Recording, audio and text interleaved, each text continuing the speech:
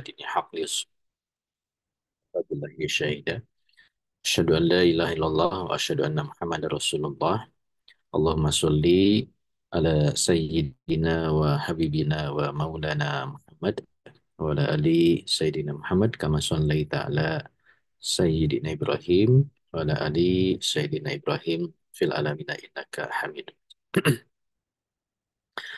Alhamdulillah malam ini kita masih bisa lanjutkan kajian kita telah kitab Mafahim Siyasiyah li Tahrir. Eh,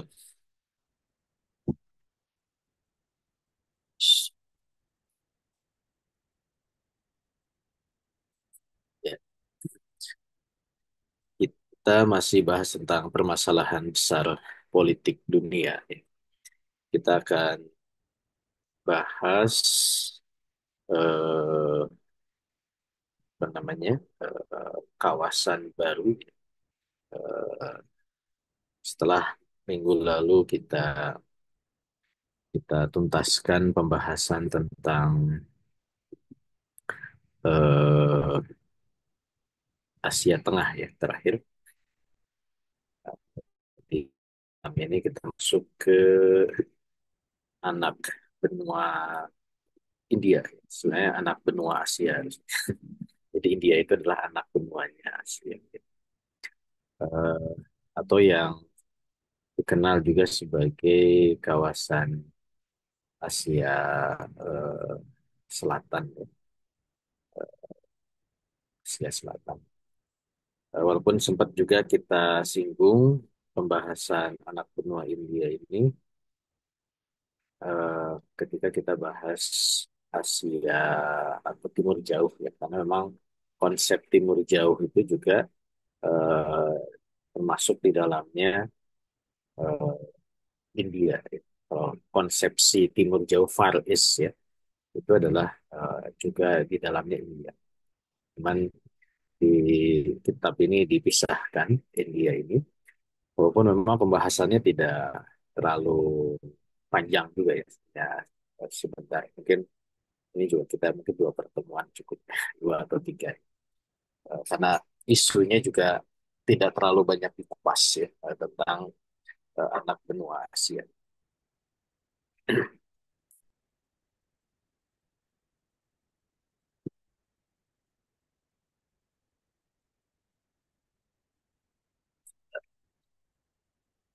Kabel-kabel. Baik, sebelum kita bahas isi kitab ya, eh, kita coba kenali dulu anak benua Asia ini atau India ini seperti apa. Ini kalau kita ambil common sense ya, informasi yang umum.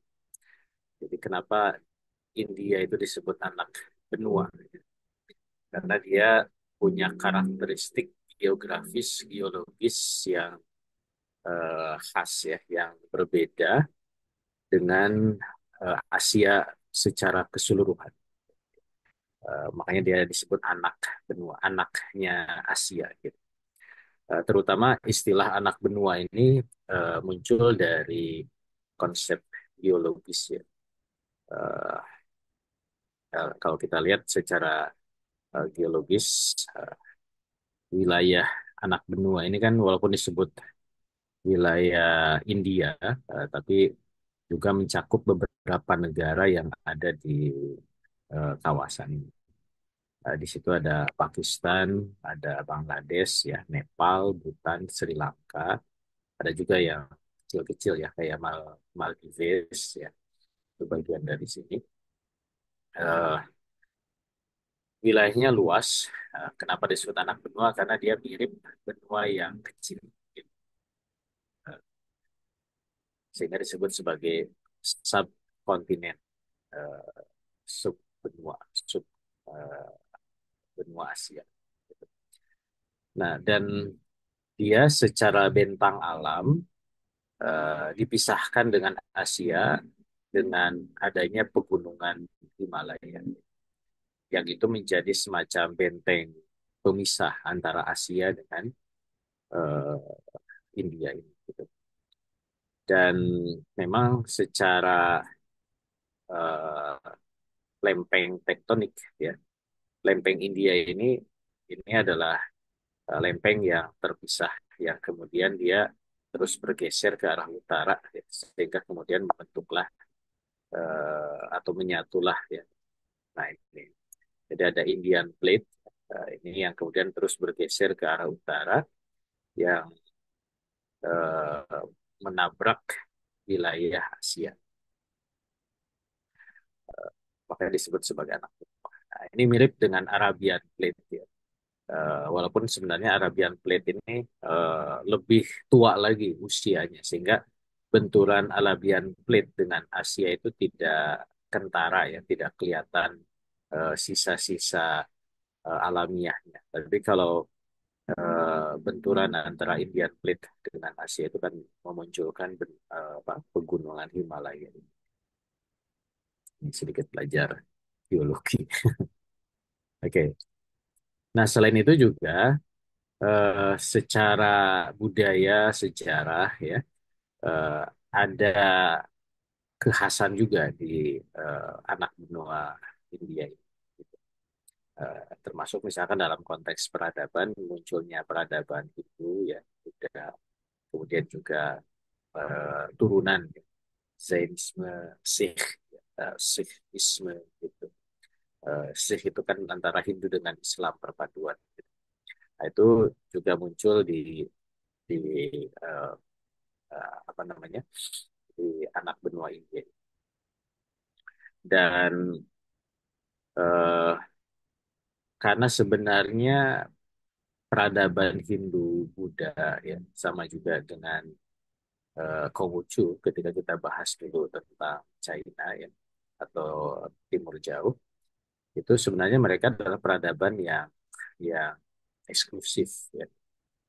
Tidak disebarluaskan, tidak disiarkan walaupun memang sempat tersebar juga ya, ke kawasan Asia Tenggara, eh, menjadikan bahwa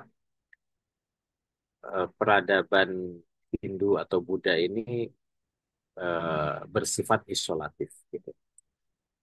Mereka mengurusi urusannya sendiri, tidak ekspansif gitu. Sehingga kalau kita lihat dari perjalanan sejarah peradaban dunia itu kan ekspansi peradaban Hindu dan Buddha itu sifatnya lebih ke eh, natural ya, apa namanya? Ya, tidak ada misi yang digerakkan oleh negara gitu, untuk melakukan penyebaran ajaran. Tidak seperti pada masa Islam itu memang ada perintah untuk syiar ya. Makanya yang terjadi aktivitas jihad itu adalah ketika syiar Islam dihalang-halangi dan memang negara memerintahkan untuk menyebarluaskan. Sama juga seperti ajaran Nasrani ya, walaupun memang awalnya itu hanya untuk Bani Israel, tapi ketika diadopsi oleh negara-negara Barat itu menjadi ajaran yang disebarluaskan dengan misi zending mereka atau misionarismenya. Gitu. Makanya muncul slogan 3G, ya. Glory, Gold, and Gospel. Ada Gospel, menyebarluaskan Injil gitu ya. Nah kalau Hindu dan Buddha itu eh, karakternya agak berbeda. Nah ini eh, kurang lebih gambaran kawasan anak benua India itu. Jadi memang tidak banyak negara. Jadi yang negara intinya adalah India, sebelah barat ada Pakistan, sebelah timur ada Bangladesh, sebelah utara ada Nepal dan Bhutan. Nah, yang agak terpisah itu ada Sri Lanka ya di sebelah selatan dan juga tadi ada Kepulauan Maldives ya. Eh, kepulauan yang katanya indah katanya. Tapi kalau ada tsunami habis itu karena emang pulau-pulau kecil semua.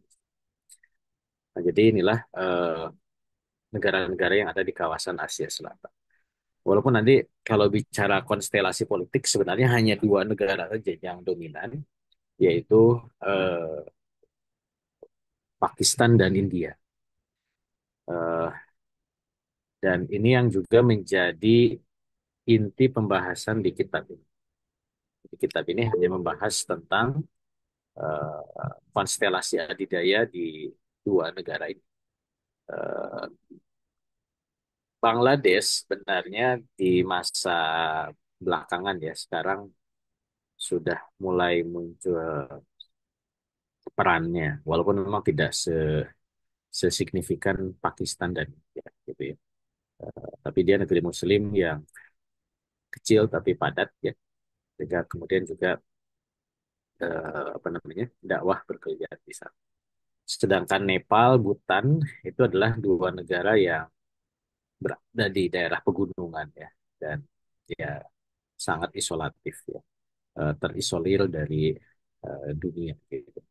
Sehingga juga tidak menjadi sasaran strategis dari negara-negara lain. Demikian juga Sri Lanka dan Maldives ya. Itu juga negara kecil ya paling hanya dijadikan sebagai tujuan wisata gitu, seperti itu. Eh, ya ini peta lain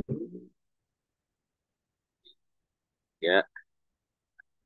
Nanti yang menjadi fokus di pembahasan kawasan ini tuh ada persengketaan di antara Pakistan dan India, yaitu tentang Kashmir yang sekarang juga sedang naik lagi tensinya seperti itu. Nah, kadang Afghanistan, ya, ini Afghanistan di atasnya Pakistan, itu dimasukkan ke apa namanya ke Asia Selatan. Di Asia Selatan ini ada organisasi regional yang namanya SHARC. Nanti di terjemahan tuh salah terjemahnya ya, SHARC. Jadi itu dari bahasa Inggris ke bahasa Arab ke bahasa Indonesia jadi aja salah. Jadi SHARC, South ASEAN Association for Regional Cooperation. Nah, di sini gabung juga Afghanistan karena dia menjadi negara yang berada di perbatasan kawasan. Ya. Ketika kita membahas tentang Asia Tengah kan dia juga masuk ke Asia Tengah kan sebagai negara yang namanya sama-sama berakhiran stan. Pakistan juga akhirnya stan. Karena isu Asia Tengah kita juga sudah bahas itu juga eh, kadang Pakistan juga terlibat di isu-isu di Asia Tengah. Ya. Nah, Afghanistan ini juga terlibat atau bergabung ke organisasi regional di Asia Selatan eh, dan juga dia masuk ke organisasi regional di Asia Tengah.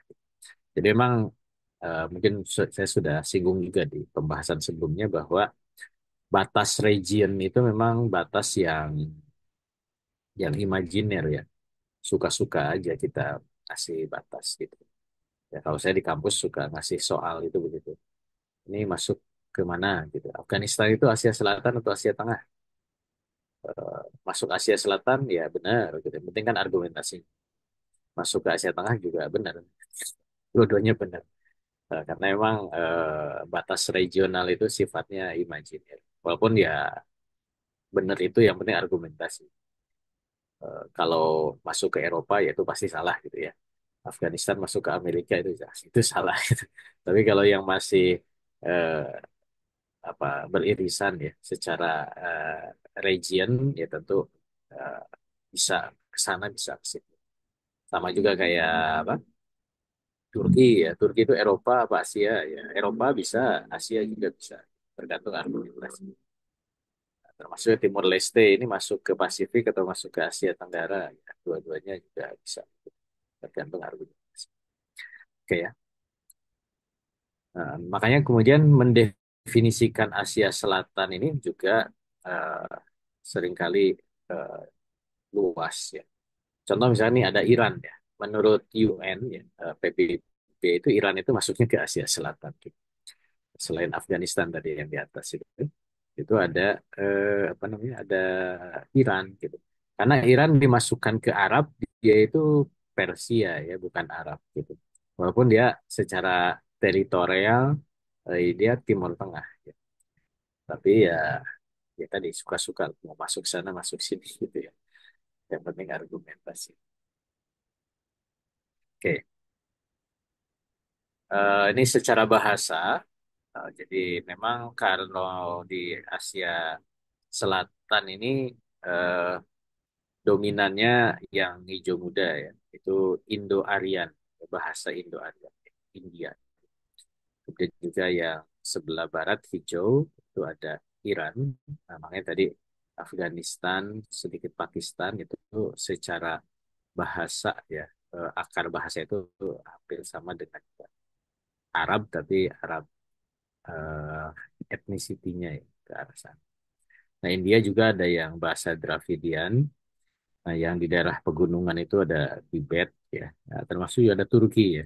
Karena memang kita tahu Turki ini berasal dari Asia Tengah gitu. Nah, yang minoritasnya yang ungu itu ada Austroasiatik ya. Itu biasanya ada komunitas-komunitas yang apa namanya? Yang berkumpul di satu tempat gitu. Itu biasanya ngumpul, mereka menggunakan bahasa tertentu. Nah, ini eh, klasifikasi bahasa yang lain ya. Kalau didetilkan lagi, jadi ada bahasa sesuai dengan sukunya ya. Ada Kashmir, ada dulu mungkin pernah dengar lah istilah Sin ya. Sin itu adalah di kawasan Pakistan, daerah Sin. Eh, kemudian ada Kanada juga ya, gitu. Kan ada. Nah, ada Tamil. Tamil itu nanti sengketa antara India dengan Sri Lanka. Itu memang ada suku Tamil ya. Ada kelompok macan Elan Tamil. Nah, itu juga cukup eh, mewarnai ya, tentang konflik yang ada di eh, kawasan Asia Selatan. Oke. Nah, ini agama. Jadi agama di kawasan Asia Selatan itu mayoritas Hindu dan India itu menjadi negara mungkin negara satu-satunya ya Hindu yang dominan Hindu. Kenapa mulai dominan Hindu? Itu sebenarnya pasca kolonial. Karena dulu waktu masa eh, abad pertengahan dia itu sebenarnya wilayah Muslim gitu. Walaupun umat Hindu tetap ada, tapi yang menguasainya itu kekaisaran atau dinasti Mughal ya, itu dinasti Islam, terutama di daerah India Utara, eh, daerah Delhi, daerah Assam, ya, daerah Uttar. Uttar itu kan sama ya kayak kita Utara ya. Pradesh Utara gitu. Uttarakhand itu daerah-daerah utara itu daerah Muslim gitu. Eh, makanya nanti walaupun di sini nggak disinggung ya strategi kolonial dari Inggris di India ini yang menjadikan terjadi perpecahan antara India dengan Pakistan dan Bangladesh. Yang Muslimnya akhirnya kemudian eh, bergeser ke barat ke Pakistan, ke timur ke Bangladesh gitu ya. Eh, sisanya itu yang di tengah dikuasai oleh orang-orang Hindu. Makanya di sini ada yang irisan-irisan ini masih ada sisa-sisa komunitas Muslim di India. Bahkan sebenarnya cukup besar ya India itu di apa Muslim itu di India. Gitu. Sedangkan mayoritas Islamnya ya geser ke yang hijau ya, ke arah Pakistan dan juga ke arah Bangladesh ya ke arah itu. Nah, kemudian negara Bhutan itu negara Buddha, makanya dia full warnanya coklat gitu ya di atas. Sedangkan Nepal itu ada Hindu dan ada Buddhanya, termasuk Sri Lanka ada Hindu dan Buddhanya gitu ya. Sebagian itu ada yang kemudian eh, agama sinkritis ya. Ada Jainism, ada Sikh ya itu agama-agama eh, sinkritisme ya, agama-agama yang berusaha untuk apa namanya mencampurkan ya, dua keyakinan. Nah, ini persentase Muslim ya, di Asia Selatan.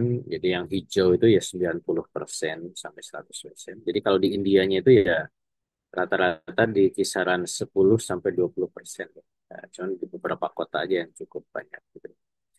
Nah, tapi di India secara keseluruhan ya Muslim itu minoritas gitu. Karena memang ini tadi ya sisa-sisa dari strategi kolonial. Nah, nanti di sebelah utara itu yang jadi sengketa sampai sekarang ya wilayah Kashmir. Nah, di situ yang kemudian mayoritas Muslim masuk ke wilayah India. Gitu. Nah, ini yang nanti kita juga singgung secara khusus ya tentang masalah Kashmir. Oke, nah ini peta lain tentang ini lebih detail lagi per distrik ya. Muslim di Asia Selatan kalau dilihat dari masing-masing distrik itu prosentasenya berapa persen gitu ya, seperti itu. Bayang. Jadi walaupun minoritas tapi memang sebaran Muslim itu cukup ya adalah ya. Nah, tadi yang saya bilang memang sisa-sisa dari wilayah kekuasaan Islam di masa lalu itu wilayah utara ya. Wilayah Delhi, Rajasthan, Uttar Pradesh ya, Punjab gitu. Walaupun di situ juga ada yang masuk juga wilayah Kashmir. Nah, yang selatan-selatan ini sisa-sisa dulu di daerah-daerah pelabuhan. Nah, pemisahan itu memang eh, sisa dari kolonialisme Inggris, ya. Kita tahu bahwa wilayah Asia Selatan ini wilayah yang dikuasai oleh Inggris ya. Jadi mulai dari yang sekarang jadi Pakistan, India, sampai Bangladesh, sampai ke Myanmar ya. Ini wilayah kekuasaan Inggris gitu. Eh, dan ketika Inggris meninggalkan ya tahun 47 itu yang kemudian menjadikan akhirnya terpecah antara India dengan Pakistan dan awalnya Pakistan Barat, Pakistan Timur ya. Nah, Pakistan Timur itu menjadi Bangladesh.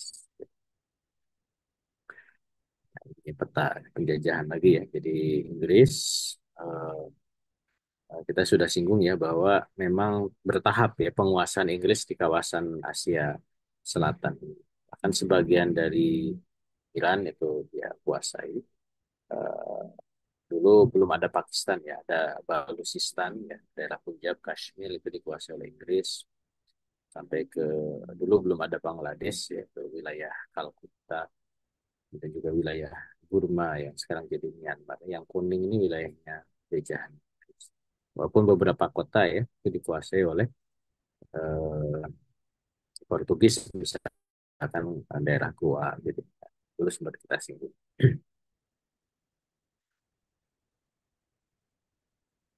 Nah, ini peta lain terkait dengan penjajahan di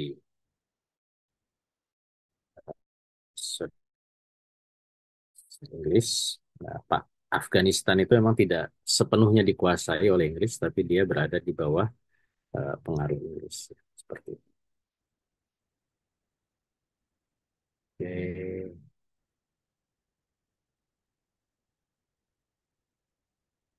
Nah, ketika dikuasai Inggris juga, Inggris itu eh, tidak sepenuhnya apa menguasai ya, tapi juga mempersilahkan wilayah-wilayah distrik itu ada raja-raja kecil lah gitu ya, eh, yang kemudian dia tunduk kepada pemerintah kolonial. Makanya kalau kita lihat di sini ada yang namanya eh, princely states ya, negara kepangeranan prince. Itu mulai dari Baluchstan State ya, yang warnanya merah muda itu adalah wilayah yang sebenarnya ada penguasa-penguasa lokal setingkat ya bukan raja mungkin ya. Eh, Kemudian dia tunduk kepada pemerintah kolonial. Dan itu yang kemudian digunakan oleh Inggris untuk strategi penguasaan wilayah kolonial di Oke, kita masuk ke kita ini baru prolog ya. Jadi masalah anak benua India ini memang masalah yang eh, lama. Maksud lama itu ya tidak apa namanya terkait dengan masalah kolonialisme. Ya. Namun belum menonjol baik masa lalu ataupun sampai sekarang itu tidak menjadi masalah yang mendunia gitu ya. Jadi makanya dianggap belum menjadi salah satu masalah dari masalah utama dunia. Jadi perhatian dunia internasional di eh, anak benua India ini tidak tidak terlalu besar gitu.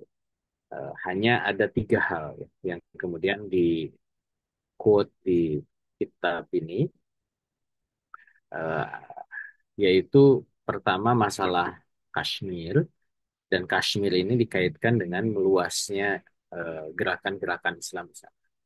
Makanya topik di pembahasan anak benua ini itu hanya tiga ini, terkait dengan masalah Kashmir, dan ini juga sekarang lagi naik lagi ya, lagi ramai lagi. Nah, kemudian yang kedua, eh, terkait dengan membesarnya kekuatan Cina. Jadi walaupun Cina itu tidak masuk ke kawasan Asia Selatan, tapi eh, sengketa atau konflik antara India Pakistan, kemudian masuknya adidaya Amerika ke kawasan itu ada kaitannya dengan Cina. Gitu. Kenapa? Karena Cina itu adalah negara yang berbatasan kawasan. Termasuk ya nanti masalah Kashmir itu ada kaitannya dengan Cina. Nah, yang terakhir adalah jadi problem dunia ketika eh, strategi menghadapi Cina oleh Amerika Serikat itu menjadikan Amerika membuat India dan Pakistan itu eh, masuk ke klub negara nuklir. Jadi diberikan akses untuk memiliki kekuatan nuklir. Nah, ini akhirnya menjadi masalah baru. Gitu ya. Ini yang tiga hal yang akan menjadi inti pembahasan di anak benua. Oke, makanya tidak lama nanti mungkin dua pertemuan atau tiga. Hanya membahas tiga. Tapi nanti kalau ada diskusi bisa kita perluas.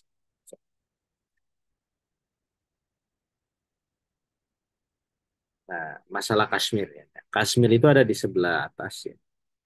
Kashmir region. Nah, itu wilayah yang dulunya ya dikuasai oleh Inggris ya. Nah, ketika Inggris meninggalkan eh, wilayah India, nah ini memang strategi Inggris ya. Kalau istilah saya itu strategi bom waktu ya. Jadi agar kemudian wilayah yang ditekan itu ada instabilitas, ya, ada konflik gitu. Maka dibuatlah strategi-strategi penyebab konflik. Nah, salah satunya misalkan Kashmir ini kan wilayah Muslim. Nah, tapi secara administratif oleh Inggris itu dimasukkan ke India. Nah, ini ya, ya di pemicu. Harusnya kan kalau mau ya dia masuk Pakistan gitu. Tapi oleh Inggris di apa di skenariokan wilayah Kashmir itu masuk ke India. Nah, ini yang menjadi akar problem ya, masalah di Kashmir. Bahkan lebih jauh Cina ikutan gitu. Ada wilayah Kashmir yang karena dia wilayah sengketa ya, eh, apa namanya, tidak ada kekuatan dominan yang ada di situ. Kalau dalam teori hukum itu ada yang disebut dengan terakota, ya, wilayah yang dianggap kosong, gitu. Tidak ada kekuasaan yang klaim. Maka disitulah muncul eh, apa peluang negara mengambil alih atau ikut mengambil alih wilayah. Nah, sehingga wilayah Kashmir ini menjadi terbagi eh, empat empat teritori ya. Oh, sorry, tiga ya, tiga teritori A, B, C. Kalau D itu sebelah beda lagi.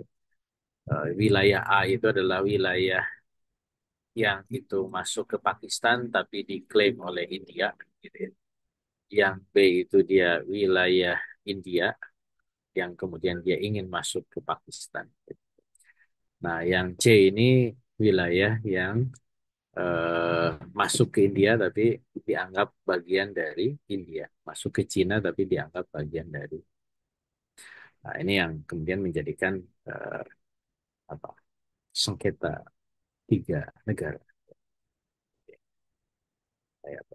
Segitiga, cinta segitiga, sengketa tiga negara.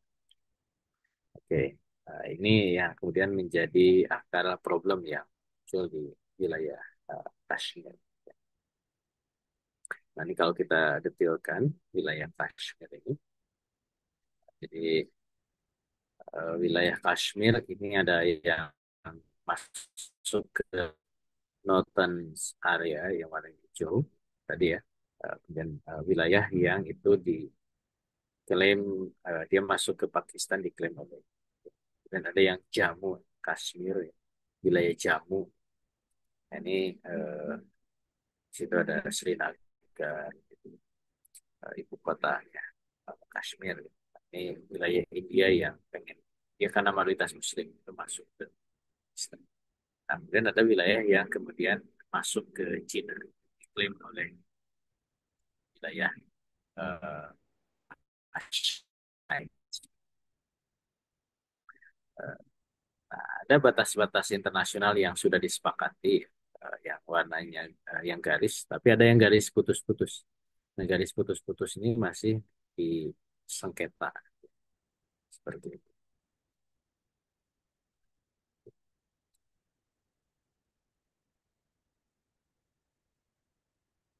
Nah, tadi saya singgung bahwa memang dulunya ini wilayah Inggris, ya, British. Nah, selepas kemudian Inggris meninggalkan tahun 47, nah, tadi muncullah wilayah yang ada sengketa di wilayah Kashmir di atas peta bersama tadi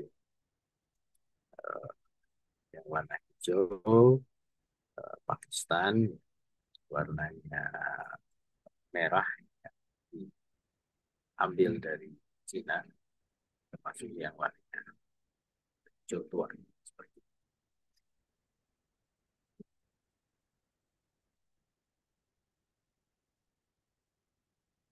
Nah, sudah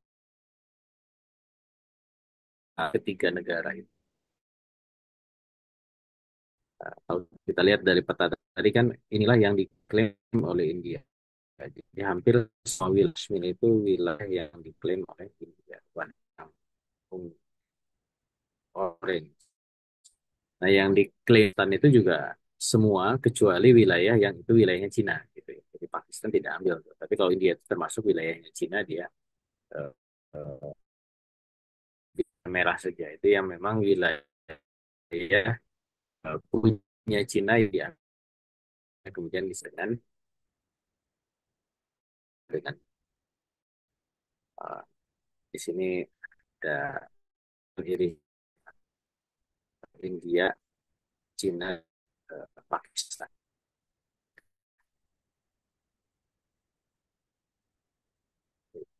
ya bersama petanya. Nah, wilayah Kashmir itu menjadi problem juga ketika memang eh, karena itu adalah wilayah Islam, ya, wilayah mayoritas Muslim maksud saya. Eh, dan terutama pasca runtuhnya Uni Soviet, muncullah gerakan-gerakan Islam yang masuk ke Asia Tengah. Dan mereka berbasiskan di wilayah Asia Selatan, khususnya Pakistan dan Afghanistan. Maka kemudian isu eh, gerakan-gerakan Islam yang ingin menjadikan wilayahnya itu eh, menjadi wilayah Islami itu kemudian juga turut mencuat ya, termasuk di kawasan Kashmir. Dan ini yang kemudian direspon ya oleh eh, Amerika Serikat nanti terlibat dalam konteks. Nah, ini Islam, persebaran Islam ya sampai ke Asia Selatan. Jadi memang sudah masuk ke Asia Selatan itu sejak abad ke-16 ya. Jadi ada Kesultanan Delhi, ya, bukan Delhi. Atau milik ya, Sultanan Delhi di Medan. Ini Delhi. Ini mirip dari situ kayaknya. Terus dicek secara sejarah. Kesultanan Delhi sama Delhi. Itu di abad ke-16. Ini, makanya kalau kita lihat dari peta ini sebenarnya wilayah India atau Asia Selatan itu wilayah Muslim ya. Yang Hindu itu kan tinggal sedikit lagi tuh di daerah selatan. Nah, cuman tadi dengan strategi penjajahan oleh oleh Inggris ya itu menjadikan Inggris itu memanfaatkan orang-orang Hindu untuk melawan Muslim misalnya.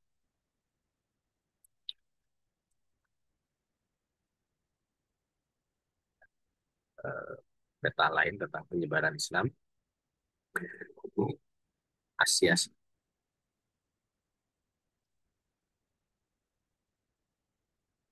Nah, balik lagi ke tadi ya, bahwa eh,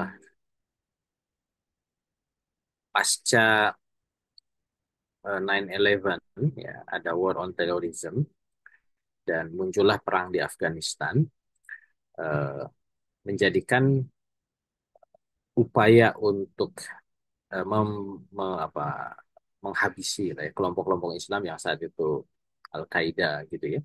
Itu juga eh, di apa, sekaligus ya Amerika itu juga memberangus kelompok-kelompok Islam yang bermunculan ya, termasuk juga di daerah Kashmir. Sehingga wilayah Afghanistan, Pakistan ya, tapi juga di daerah utaranya Kashmir itu juga menjadi salah satu wilayah yang menjadi eh, masuk perhatian Amerika Serikat ya untuk kemudian diselesaikan konflik-konflik. Nah, bahkan di ini sampai tahun 2017 ya, Mas, daftar hitam ya. Ada global terorisme risiko terorisme global. Jadi ini itu warnanya merah sama dengan Indonesia ya, 2017 ya. Eh, Pakistan dan Afghanistan itu hitam sama dengan Irak dan Suriah dengan Somalia karena memang berkembang kelompok-kelompok yang dianggap sebagai pelaku tindak teroris. Aksi-aksi terorisme atau aksi-aksi itu juga uh, berkembang ya di wilayah Pakistan, pengeboman dan macam-macam.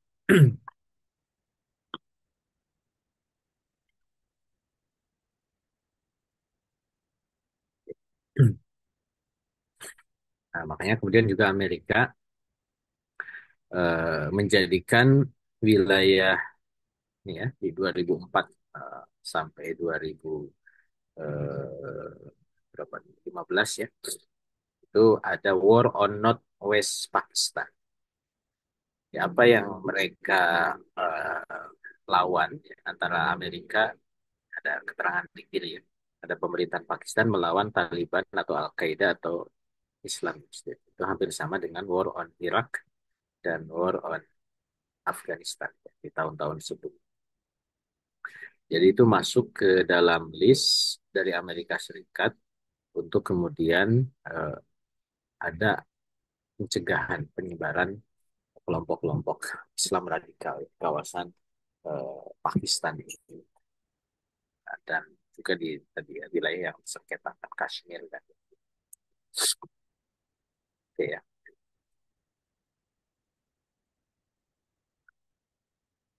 Eh, Awalnya ya milisi-milisi Islam yang ada di Pakistan itu karena memang Pakistan ini kan negeri Muslim. Jadi ghirah keislamannya itu cukup kuat ya. Apalagi mereka terbentuk dari negara yang diawali konflik eh, ya antara Islam dan Hindu kan, sehingga memunculkan negara Pakistan. Sehingga eh, pemerintahan Pakistan itu kadang memanfaatkan kelompok-kelompok Islam itu untuk bisa mewujudkan kepentingan-kepentingan mereka, silih tangan lah istilahnya itu, jadi proksi gitu.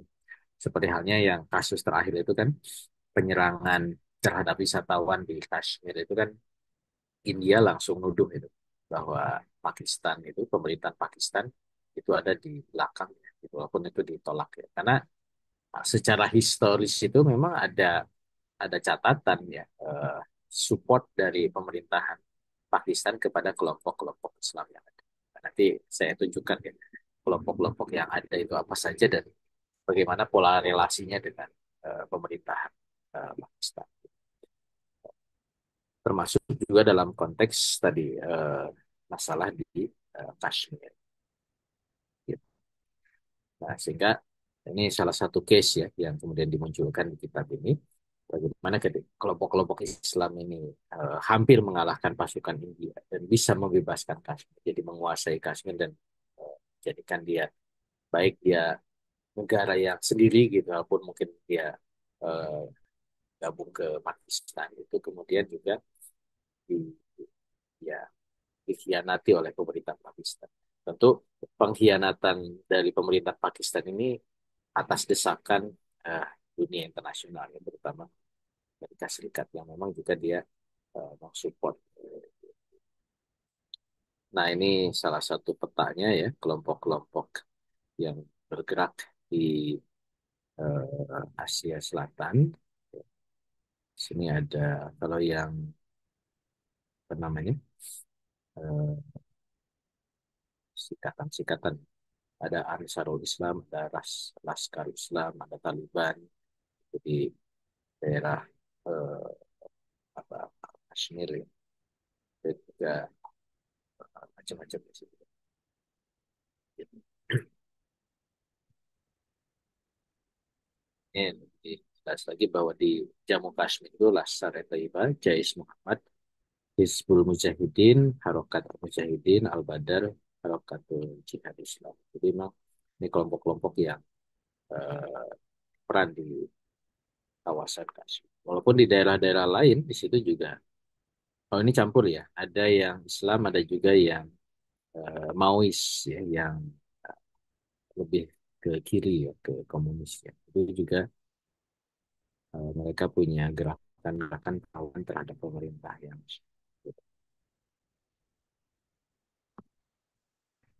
nah, makanya kemudian menjadikan Amerika itu berusaha senantiasa memadamkan, termasuk ya kasus yang belakangan terakhir. Kenapa kok tiba-tiba Donald Trump dia mengumumkan bahwa India dan apa Pakistan itu setelah ada insiden, bahkan mereka saling serang-serang melalui pesawat tempur itu langsung damai. Karena itu menjadi hal yang dicegah oleh Amerika Serikat. Jadi ada kaitannya dengan poin yang kedua ya, terkait dengan masalah Cina. Karena kalau misalkan India dan Pakistan ini berperang, apalagi mereka negara nuklir, ya itu jadi melemah dan itu akan membuat justru potensi ancaman bagi Amerika yang utama itu Cina itu tidak ada lawan yang sepadan. Makanya Pakistan dan India itu diupayakan sedapat mungkin tidak ribut gitu ya oleh Amerika. Kalaupun mereka bersengketa ya bisa diselesaikan gitu. Makanya Amerika senantiasa mencegah eskalasi itu meluas. Kalau bicara perang antara atau konflik antara Pakistan dan India. Gitu. Termasuk ketika kelompok-kelompok Islam yang ada di Pakistan itu menjadi eh, apa namanya pemicu konflik gitu ya. Makanya tugas dari pemerintahan Pakistan ya sejak zaman Najwa Sharif sampai kemudian Pervez Musharraf bahkan sampai Perdana Menteri yang sekarang itu agar milisi-milisi Islam yang ada itu juga ya main tarik ulur lah ya. Kalau terlalu menimbulkan masalah itu ya dibubarkan. Walaupun nanti pemerintah Pakistan juga kadang membiarkan lagi. Nah ini list eh, walaupun disebutnya teroris aktor, tapi nggak apa-apa lah. Setidaknya kita bisa memetakan. Pertama Tahrik Taliban Pakistan. Jadi ini hampir sama dengan Talibannya eh, Afghanistan. Dia pemimpinnya kapan berdiri 2007 secara resmi. Pemimpinnya Maulana Faisullah. Jadi, isunya itu hampir sama ya, ideologi atau goalsnya itu mereka adalah menerapkan syariat, jihad, ada Islam, fundamentalisme, jadikan Pakistan sebagai negara Islam. Ada juga yang pan-Islamisme. Nah, pan-Islamisme hanya Al-Qaeda ya, seperti itu, masuk Islam. Nah, secara pergerakan ya ada yang domestik, ada yang transnasional. Kalau transorganisasional atau transnasional itu berarti dia bekerja sama dengan gerakan lain di luar negara. Jadi ini ada beberapa ya, ada Laskar Taiba yang paling cukup lama ya, sama seperti Harakatul Mujahidin 85, Laskar Taiba. Jadi kalau kita lihat dari tahun ini kan hampir berbarengan dengan runtuhnya Uni Soviet ya. Jadi memang akhir Perang Dingin itu memunculkan giroh keislaman yang baru dan terutama mereka ada objek dakwah di kawasan Asia Tengah. Kita lihat dari kemunculan tahun. Tapi kalau yang muncul di tahun 2000-an, ya, nah itu memang kalau kita lihat ada kaitannya dengan war on terrorism ya, dengan agenda agenda terorisme yang eh, apa namanya, yang yang diusung oleh Amerika Serikat.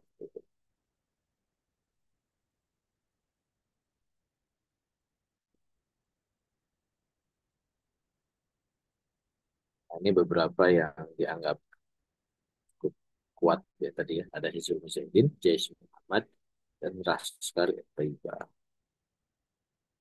Yang tiga ya. Terutama juga mereka berkiprah di Kashmir.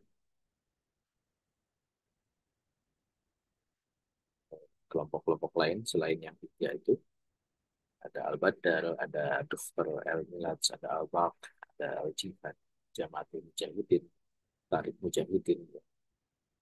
Kenapa sih macam-macam ya? Karena munculnya ini juga biasanya ada latar belakang apa? Ya, bukan ideologi ya, mungkin latar belakang fikih atau keilmuan ya, atau eh, kalau di sini kan pesantren. Memang ada perpecahan dari kelompok yang besar, ada perbedaan pendapat di antara para pimpinan ini mereka pecah gitu. Tapi yang besarnya itu yang tadi tiga tadi. Nah ini kenapa pecah? Kenapa jadi banyak? Karena dari satu jadi berapa gitu. Dari Jais Muhammad ada Tari Al Furqon, ada Tari Kesoda. Harokal Ansor jadi ada Farhan, ada Mujahidin. Jadi ada muncul. Jadi memang ya ini tantangan ya kelompok-kelompok Islam itu akhirnya kemudian kadang ya, perbedaan-perbedaan kepentingan itu mereka jadikan pecah sama.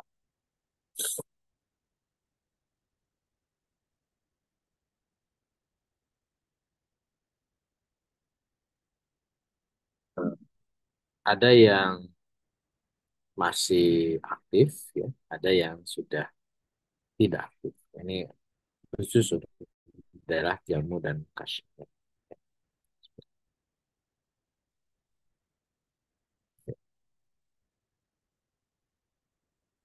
So dalam konteks tadi Al-Qaeda itu juga eh, walaupun sekarang sudah agak mereda ya, karena memang isu terorisme ini juga sudah mereda ya.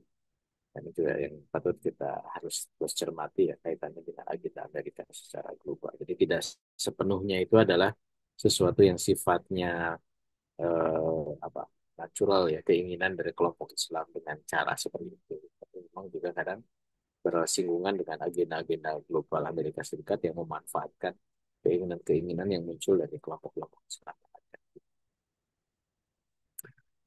Baik, makanya kemudian disitulah Amerika stuck ya pada saat itu Perdana Menteri Pakistan Pervez Musharraf ya, eh, untuk menyerahkan telah Kashmir itu kepada orang Islam Kashmir.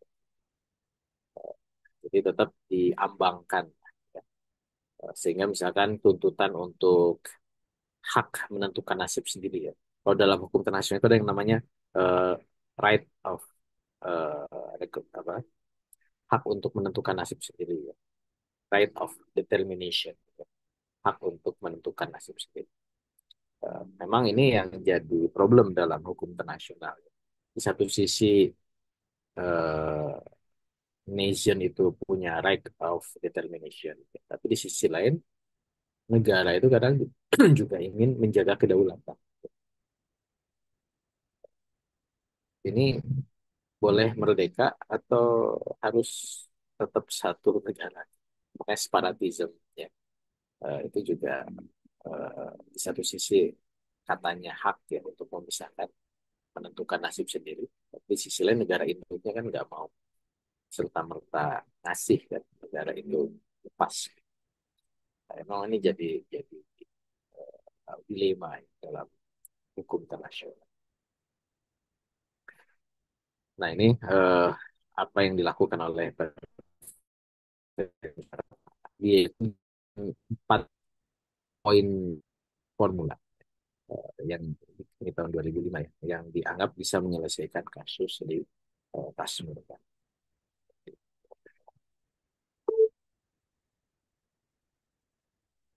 Makanya muncullah apa yang disebut dengan line of control. Jadi ada wilayah atau batas yang dikendalikan, yang di situ mencegah kemudian eh, konflik itu berkelanjutan antara Pakistan dengan, dan ini memang dugaan kuat adalah dorongan dari Amerika Serikat. Tidak ingin kedua negara ini saling melemahkan satu sama lain. Sehingga kasus Kashmir ini ya seolah-olah seperti diambangkan. Diambangkan, jadi milik India atau Pakistan.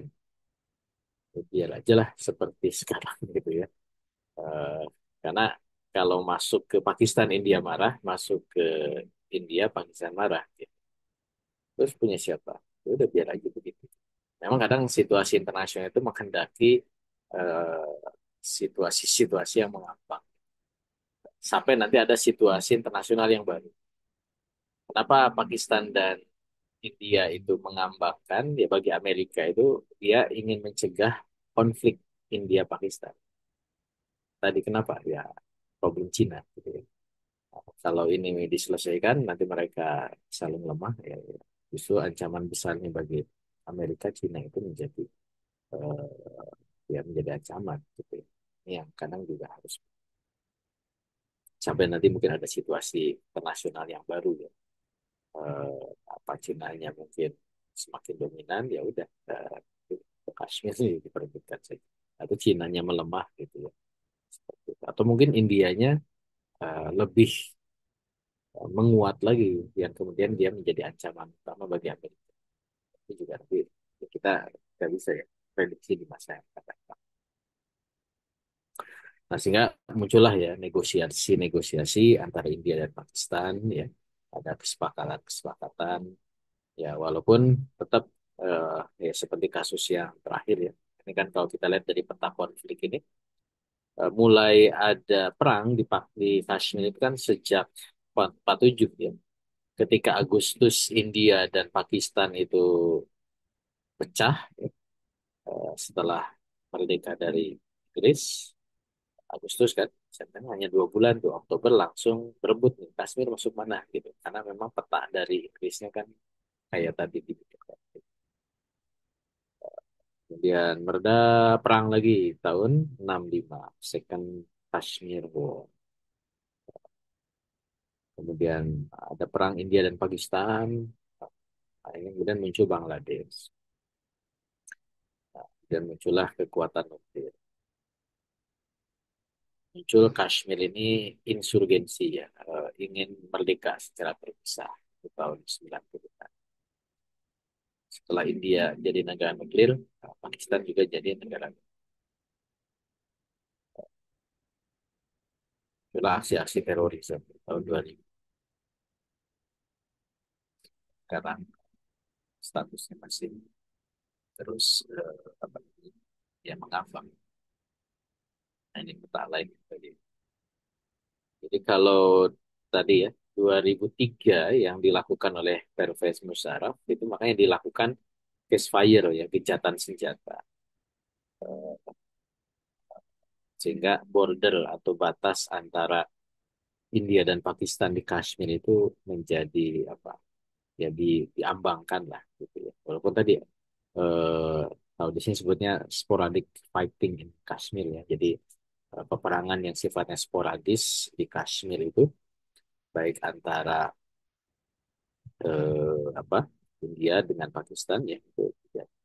Karena memang dipicu oleh tindakan-tindakan pejabat publik ya seperti ini. Tahun 2015 Perdana Menteri Narendra Modi itu mengunjungi Kashmir. Nah, itu kan secara politik kepala negara datang ke sebuah wilayah konflik itu menegaskan wilayah itu punya dia gitu. Padahal kan awalnya inginnya diambang. Nah, ini yang memunculkan ya eh, apa namanya konflik secara sporadis di Kashmir antara India dan Pakistan. Tapi lagi-lagi bahwa ini konflik ini tidak eskalatif ya, tidak meluas gitu. Karena memang selalu Amerika cegah. Nah, ini yang kemudian terjadi di nah, ini peta lain, tim lain-lain. Tadi nah ini dari Inggrisnya muncul Pakistan, Bangladesh atau dulu Pakistan, Pakistan Timur. Kashmir itu memang dari awal dia dijadikan apa masuk ke India, tapi dia mayoritas Muslim.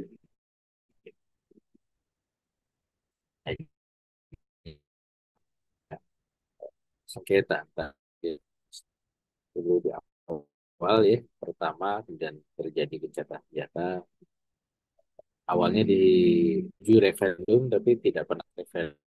Jadi tanya ke kasih masuk mana kan kayak dulu Papua kan udah PPRA referendum Timor Leste referendum cuman nggak berguys karena kalau referendum kemungkinan besar masuk Pakistan karena mayoritas muslim tentu juga ya tapi itu juga cara India untuk mencegah terjadinya referendum karena kalau referendum jadi dia merugikan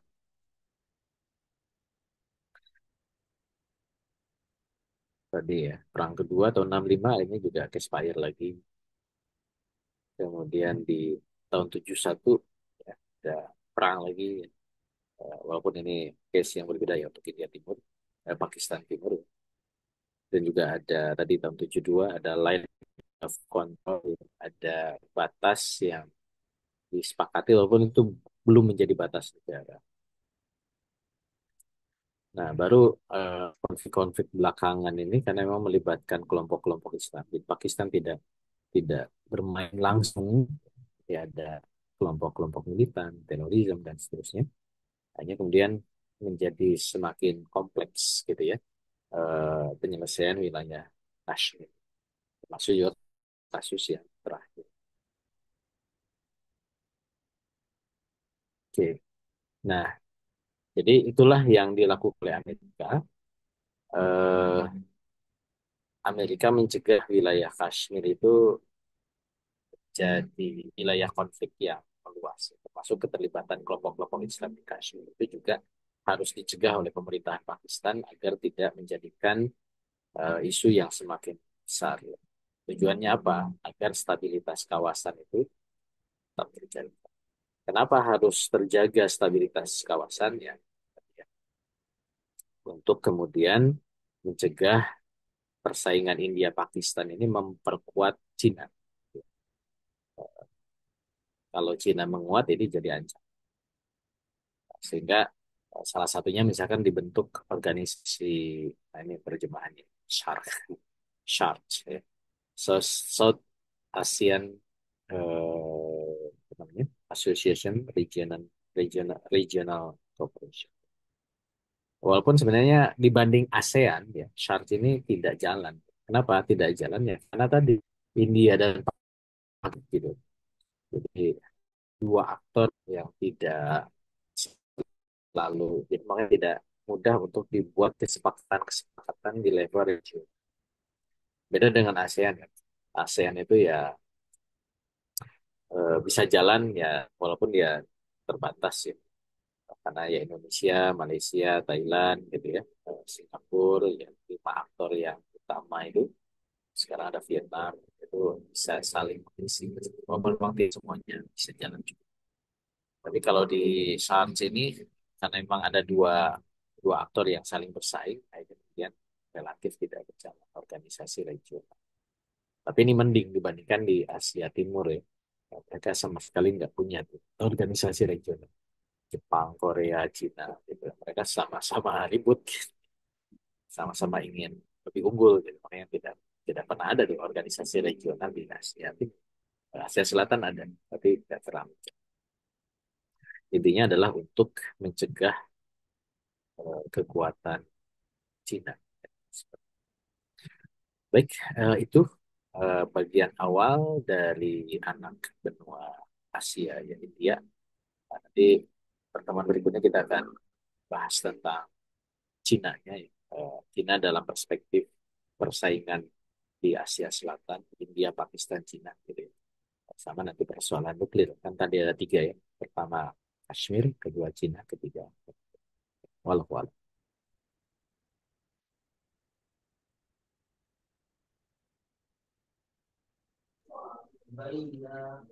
Ya, Alhamdulillah, Bapak Ibu jemaah sekalian, ini kita dapatkan banyak hal ya, informasi maklumat terkait dengan mula kemunculan atau penambahan benua anak benua Asia atau bagian anak benua India. Dan terus kita bicara tentang beberapa wilayah ataupun beberapa negara yang itu eh, terbagi, ada India, ada Pakistan dan semacamnya.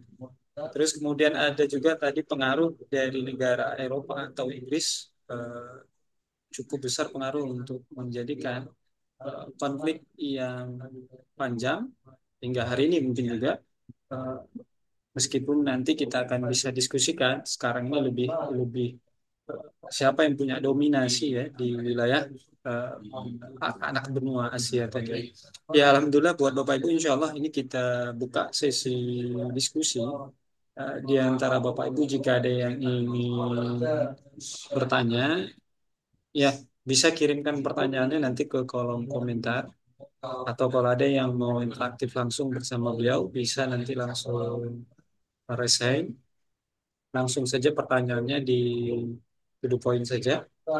Eh, ya kesempatannya kami buka ya buat Bapak Ibu silakan. Ya ini Mbak ya. Ya Mbak. Ya silakan Mbak Ibra ya. Monggo silakan. Ya, kita terima kasih atas kesempatannya. Di sini saya izin bertanya. Untuk yang tadi sudah dijelaskan oleh Ustadz Budi Mulyana terhadap aspek geopolitik dan juga ekonominya itu apa maksud Amerika itu kayak memasukkan India dan juga Pakistan itu ke dalam negara nuklir gitu, Ustadz. Dan yang kedua itu saya masih agak kurang paham tentang apa hubungan dan juga kepentingan Cina terhadap anak benua gitu hingga Amerika itu sampai kayak berperan dalam konflik tersebut gitu, Ustaz. Terima kasih. Ya, langsung aja. Ya, itu minggu depan. Ya, ya nggak apa-apa. Jadi memang tadi kan ada tiga hal masalah di Asia Selatan itu kan. Pertama Kashmir karena memang tidak hanya Kashmir ya, Kashmir itu dijadikan eh, apa ya pijakan atau titik tolak ya bagi kelompok-kelompok Islam untuk menjadikan alasan mereka bergerak ya. Kenapa mereka harus berjihad ya? Karena ini ada wilayah yang dikuasai oleh orang Hindu misalnya. Itu dorongan jihad itu muncul ya, atau bisa mendapatkan perhatian dari masyarakat. Makanya muncullah kelompok-kelompok Islam yang ingin berjihad di Kashmir gitu. Dan ini mengkhawatirkan bagi Amerika Serikat karena spirit jihad itu kan bisa semakin luas gitu ya. Kalau itu dibiarkan ini bisa Kashmir nanti Pakistan pun bisa menjadi negara yang memiliki spirit yang sama dan itu bisa jadi ancaman di masa depan. Nah, yang kedua itu adalah persoalan Cina ya, yang baru saya ditanyakan. Kenapa kok Cina itu juga ikut-ikutan di Asia Selatan? Ya? Nah, tadi di awal kan saya sampaikan ya bahwa di Asia Selatan itu atau anak benua India itu memang ada perbatasan dengan Cina ya, eh, sebelah utara ya kalau kita lihat peta. Jadi India, Pakistan, Cina. Dan kita tahu bahwa ancaman global Amerika sekarang itu adalah Cina. Gitu ya. Eh, Pasca Perang Dingin kan dulu ancamannya ya kalau kita rujuk ke NIC ya, apa National Intelligence Council dulu kan ada eh, apa skenario global Amerika di tahun 2020 ada 4 skenario ya. Pertama eh, Pax Amerika, nah, Amerika tetap mendominasi. Yang kedua muncul kekuatan India Cina. Itu satu paket dulu masih disebut ya. Tetap menjadi potensi ancaman. Yang ketiga war on terror ya. Jadi dunia kacau gitu. Yang keempat muncul the new caliphate gitu ya tahun 2020. Tapi ya eh, skenario sampai tahun 2020 gerak war on terrorism memberangus kelompok-kelompok Islam di seantero penjuru bumi. Eh, Pax Americana ya dia berusaha tetap menguasai secara global. Kemunculan kekuatan baru Cina dan India itu terus dipantau oleh Amerika. Dan faktanya memang India dan Cina semakin menguat ya, emerging power gitu. Bahkan mereka bikin bridge ya, barengan Brazil, Rusia, India, dan Cina serta South Africa yang bikin kelompok tandingan terhadap kapitalisme ala di 2021 kemarin ya, IC meliris lagi tuh apa prediksi tahun 2040. Kalau mau bukunya ada saya PDF itu bisa saya share baik yang itu 2021 ya, walaupun itu sudah lewat ya tapi bagus buat jadi bacaan karena ada khilafahnya di situ. Nah, ada juga NRC yang baru itu prediksi 2040. Nah, di situ sama sekali fokus terhadap Cina. Jadi memang masa depan ancaman Amerika itu Cina. Ada 5 skenario ya. Tapi kelima ini semuanya itu bicara tentang Cina. Khilafah nggak disebut lagi. Makanya kenapa kok war on terrorism itu meredah gitu ya. Eh, Proyek-proyek terorisme itu kemudian berkurang lah. Tidak sih. Walaupun memang tidak drastis dihilangkan, tetap saja ada. Tapi memang kita lihat narasi persaingan Amerika secara global itu dengan terakhir kan tentang perang tarif yang dilakukan oleh Donald Trump. Nah, termasuk juga kasus di Kashmir kemarin. Yang perang itu kan antara bukan perang ya, insiden lah antara India dengan Pakistan. Tapi yang ramai dibicarakan itu adalah ketika pesawat Pakistan, kebetulan dia pakai pesawat Cina ya, J-10, itu bisa menembak jatuh pesawatnya Prancis Rafale ya, yang lebih canggih. Oh, kaget kan. Jadi yang dunia kaget itu Cina Prancis. Ya, nah ini juga eh, senjata senjata alutsistanya sudah teruji lah untuk dipakai perang. Nah, ini jadi ramai lagi. Makanya tadi pertanyaan kenapa Cina ya? Karena Cina itu ada di situ dan kalau Amerika mau menghadapi Cina secara langsung, Amerika dengan Cina itu kan jauh. Lihat peta di belakang, Amerika di sana, Cina di sini. Nah, itu kan jauh gitu ya. Yang dekat dengan Cina ya, dekat dengan Cina itu siapa ya? Ini India, ya, sebelahan. Artinya Amerika butuh sekutu-sekutu yang bisa menjadi penangkal awal. Kalau memang kekuatan Cina itu eh, tidak terbentuk.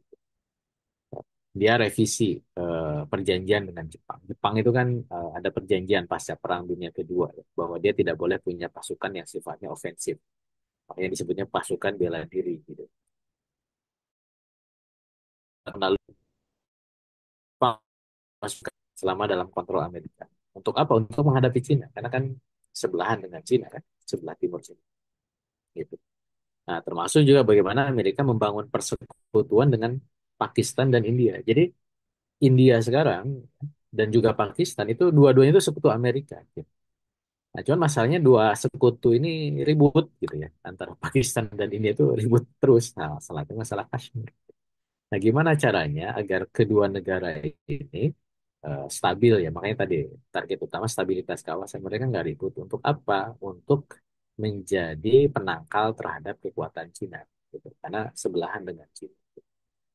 Itu ya. Eh, Makanya tadi kalau ditanya, kenapa kok dijadikan negara nuklir? Karena memang kepentingan Amerika untuk menyeimbangkan kekuatan di situ. Ketika Cina menjadi negara nuklir, maka negara yang dekat di situ ya Amerika mau tidak mau suka tidak suka ya ya upgrade lah kekuatan militer.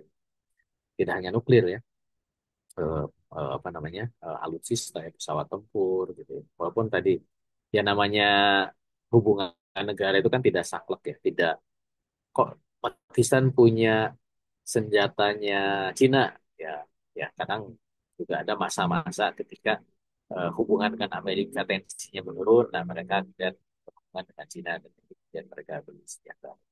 Gitu. Eh, itu kenapa kemudian Cina ini dan termasuk kenapa kok dua negara itu dijadikan sebagai negara clear ya. Eh, itu juga dalam konteks strategi menghadapi. Insya Allah nanti kita dalami di pertemuan minggu depan ya, insya Allah. Karena memang dia terlalu fokus di Kashmir dulu. Walau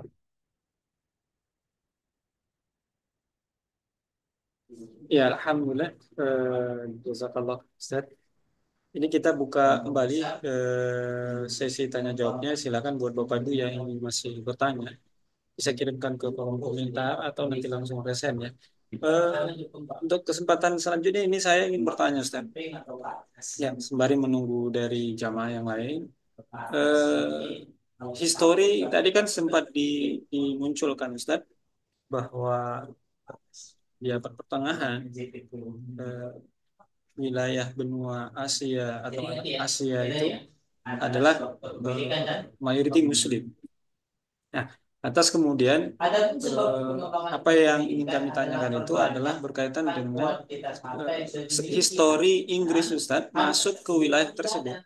Ini kan historinya belum disinggung tadi ya, walaupun tadi kita dapatkan maklumat bahwa di sana dikuasai oleh Inggris. Ataupun kalau mungkin jadi saya tadi luput ya, bahwa tadi Ustadz sudah menyampaikan ataupun. Nah ini historinya Ustadz. Apa yang kemudian Inggris itu menjadi motif dia masuk ke wilayah anak benua Asia. Nah, eh, itu yang pertama Ustaz. Yang kedua, eh, jadi surutnya Inggris keluar dari wilayah ini dimulai dari kapan Ustaz? Apakah memang pasca Perang Dunia Kedua atau memang kondisinya kapan ketika Inggris itu mulai melemah pengaruhnya di wilayah Asia Selatan Ustaz? Mungkin itu Ustaz, mohon tanggapan Ustaz. ya, kolonialisme Inggris itu kan juga berbarengan ya dengan kolonialisme negara-negara Eropa yang lain. Eh, di abad ke 18, 19, ya 20 gitu. Ketika memang ada upaya untuk pencarian ya sumber daya ya saat itu mungkin negara-negara Eropa telah berhasil menguasai wilayah baik ke arah barat itu juga ada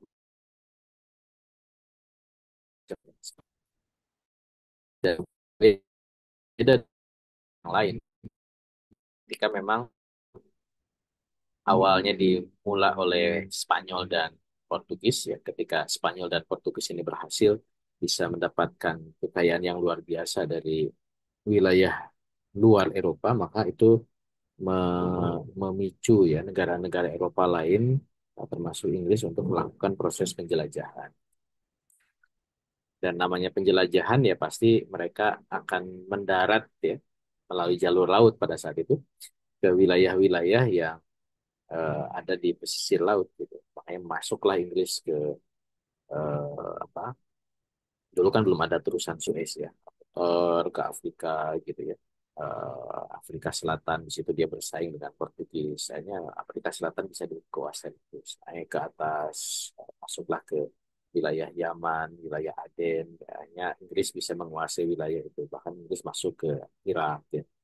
Ke arah timur lagi Inggris akhirnya masuk ke wilayah Pakistan, wilayah India di situ ya awalnya juga ada Portugis kan di Gujarat di Goa itu kan dulu Portugis lebih dulu dia yang berhasil menguasai Inggris masuk situ. Ini terus ke selatan, ke selatan, ke timur ya. Ini nyampe Inggris itu ke Malaysia, ke Indonesia, bahkan sampai ke Australia. Itu proses kolonialisme gitu. Dan dengan kekuatan militer yang terus menguat Inggris pada masa itu, Inggris berhasil menguasai wilayah-wilayah yang awalnya itu dikuasai oleh ya sebagian dunia Islam gitu ya di India itu kan dunia Islam. Ya, kita lihat juga secara historis ada peperangan antara Inggris dan apa dengan penguasa-penguasa lokal ya di ya, Kesultanan Mughal atau Delhi kayak gitu ya. Eh, dan memang ini tidak dikupas di kitab ini historis. Sebenarnya sempat disinggung pembahasan Timur Jauh ya kemarin. Itu sempat disinggung tentang proses kolonialismenya. Kan di pembahasan Timur Jauh itu, eh, mudah-mudahan masih ingat ya, kajian nanti ganti pembahasan, lupa lagi ya. Kan isu di Timur Jauh itu kan penjajahan, ya kan? Nah, di sini nggak dibahas lagi nih penjajahan. Karena memang sama aja modelnya, penjajahan Barat terhadap dunia Timur, baik di Timur Jauh ataupun di anak benua ini sama. Ya. Penjajahnya sama, cuman mungkin yang bermain ya.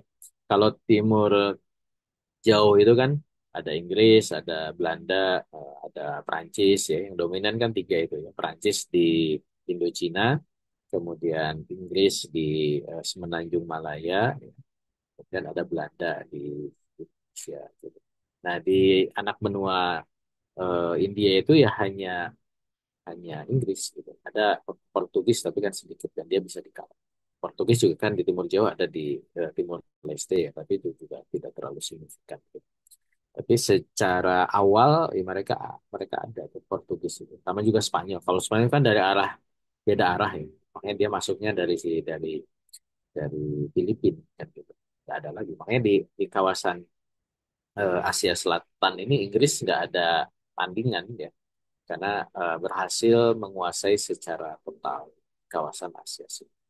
Apa yang dicari ya tadi rempah-rempah dan juga kekayaan alam. India itu kan penghasil rempah, kayak masakan-masakan India itu kaya dengan rempah-rempah kari, kari itu ya banyak dengan rempah seperti itu.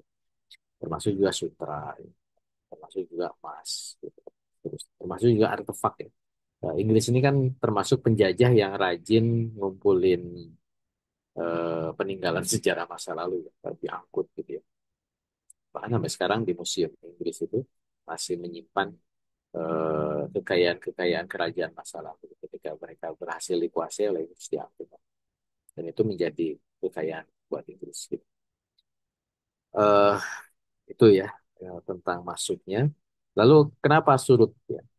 Eh Sebenarnya ada satu isu internasional yang disebut problem India gitu ya. Jadi kan Inggris ini negara yang besar, superpower ya. Sampai Perang Dunia ke-1 itu dia masih superpower. Dan Inggris itu negara yang secara teritori itu sangat luas. Makanya kan mungkin dulu sempat casing ya slogannya ini, Sun never set in Great Britain. Matahari nggak pernah tenggelam di wilayah Inggris Raya karena memang kekuasaannya di seluruh penjuru bumi. Semuanya terus ada aja matahari putar terus. Eh, Ya konsekuensi negara besar itu negaranya ya pasti mahal ya, harus diurusi, tentaranya di mana-mana, ketika terjadi Perang Dunia ke-1, Perang Dunia Kedua terutama, Perang Dunia Kedua itu kan terjadi di Eropa, ya. Inggris, Prancis, lawan Nazi, ya, di Eropa sama fasisme Itali gitu. Nah, cuman area pertempuran itu kan dekat ya dengan Inggris gitu. Sehingga sumber daya Inggris itu terkuras habis ya, pada saat Perang Dunia Kedua, gitu. Nah, sehingga kemampuan dia untuk mengurusi wilayah yang luas itu semakin melemah gitu. Apalagi India ini. India yang dimaksudkan India, Pakistan, Bangladesh, ya. Itu wilayah yang penduduknya banyak gitu. Nah, kenapa kok Inggris masih bisa kontrol Australia? Itu kan dikit ya penduduk. Sekarang aja baru berapa, 20 juta ya. Kurang dari 20 juta penduduk Australia. Walaupun wilayahnya luas, gede gitu. Selandia Baru juga kecil. Malaysia, Brunei itu kan kecil. Masih keurus gitu ya, oleh tentara-tentara Inggris. Tapi India itu wilayah yang luas. India itu luas ya.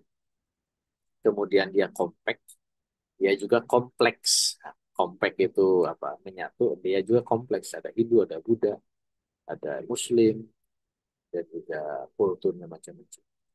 Sehingga nggak keurus gitu. Maka itu yang disebut sebagai Indian problems.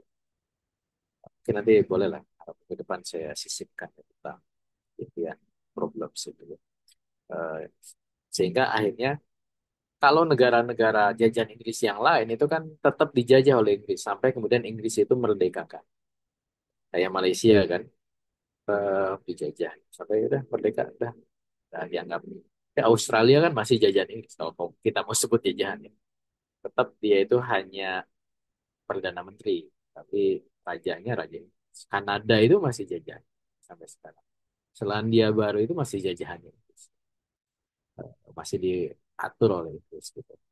Nah, tapi India itu nggak keurus gitu. Akhirnya ya udah ditinggal gitu. Tidak kayak Malaysia disiapkan, akhirnya dimerdekakan. Enggak. Tapi India itu ditinggalkan, gitu. Dan itu yang menjadi dosa besar Inggris ya terhadap dunia itu. Ketika dia meninggalkan India, akhirnya kemudian di situ terjadi konflik Muslim dan Hindu, ya. Akhirnya terjadi migrasi besar-besaran, hampir 15 juta pada saat Inggris itu pergi dari India itu bermigrasi. Ada yang ke timur, ke Pakistan Timur, yang sekarang menjadi Bangladesh, dan yang ke barat, ke Pakistan.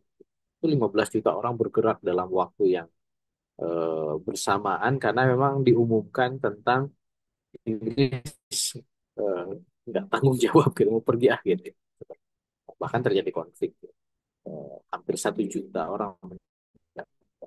Itu Indian problems di tahun. Dan yang gimana gitu ya. Terus kan juga saya nanti kita boleh lah, nanti kita karena memang tidak diangkat ya di uh, kita, tapi boleh nanti kita sisi itu kurang lebih bang. Ya, kami coba konfirmasi dulu ke Bapak Ibu jamaah sekalian. Kira-kira dari Bapak Ibu jamaah sekalian ada yang ingin diskusikan dengan beliau? Atau ada yang bertanya kembali? Sepertinya tidak ada nih, San. Kita cukupkan dulu, San, untuk sesi pertama ini. Kira-kira ada yang ingin disampaikan, San, sebagai closing statement? Ya, insya Allah kita lanjutkan ya tambahan tentang Indian problems, kemudian nanti kita dalami lagi tentang China dan juga nuklir ya, tentang apa yang terjadi di Asia Selatan. Insya Allah ke depan. Walau